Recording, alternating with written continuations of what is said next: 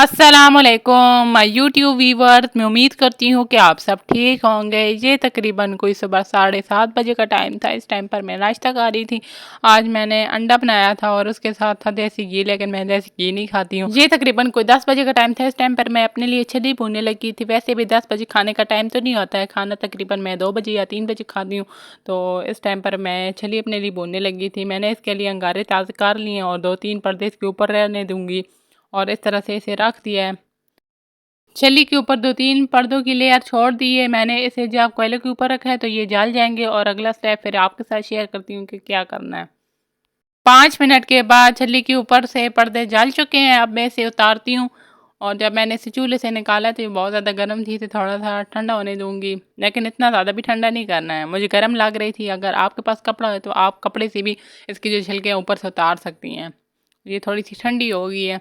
अब इसकी जो छिलके हैं वो ऊपर से उतारना थोड़ा सा आसान है। ये अभी फुली कुक नहीं है, बल्कि बाहर से ये थोड़ी सी कुक हो चुकी है। अब इसे दोबारा मैंने चूल्हे के अंदर रख दिया है और ये अब इसके ठक ठक की आवाज़ आना शुरू हो जाएगी।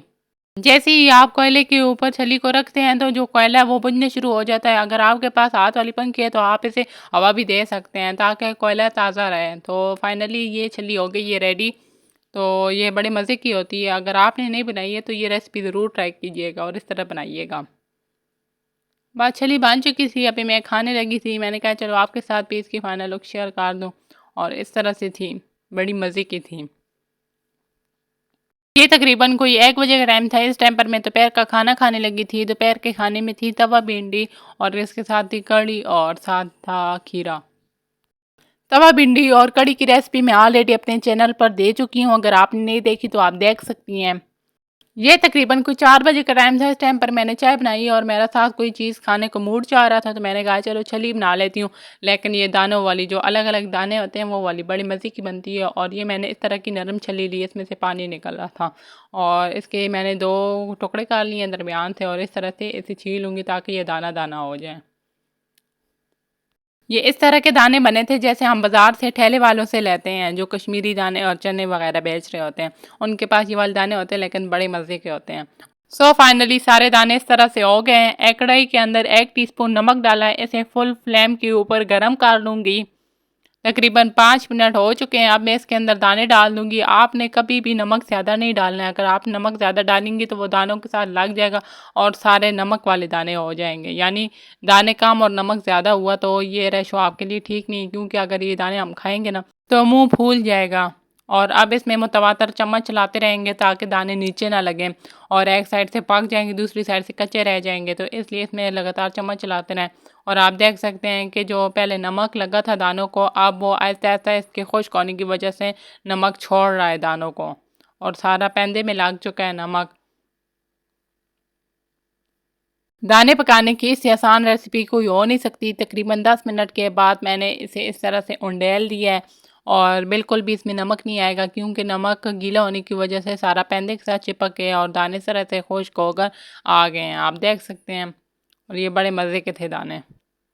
चाय बनाई और उसके साथ दाने ना हो तो इस तरह मुमकिन ही नहीं है। आप ये वाली रेसिपी ज़रूर ट्राई कीजिएगा और मेरे साथ अपना फीडबैक ज़रूर शेयर कीजिएगा कि आपको आज की ये रेसिपी कैसी लगी। ये तकरीबन कुछ 7:30 बजे का टाइम था। इस टाइम पर मैं हांडी बना रही थी। आज मैं बना रही थी पालक कीमा।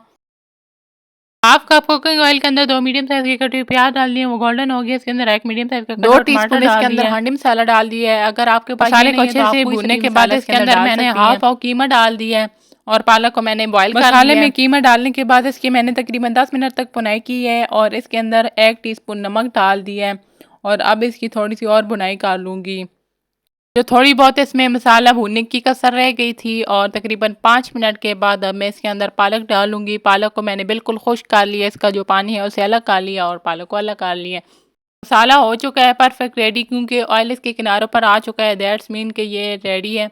हांडी बनाने के साथ साथ मैं यहाँ पर चूरन खा रही थी और दरमियान से मैंने आपको रेसिपी देना शुरू कर दी थी। अगर आपको इसकी पूरी रेसिपी चाहिए तो मैं आपके साथ एक सेपरेट वीडियो में इसकी फुल रेसिपी शेयर कर दूँगी। वो सारे ट्रिक्स और टिप्स आपके साथ शेयर करूँगी।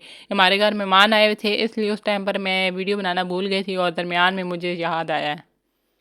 तो इस बात के लिए आपसे माज़रत चाहती हूँ।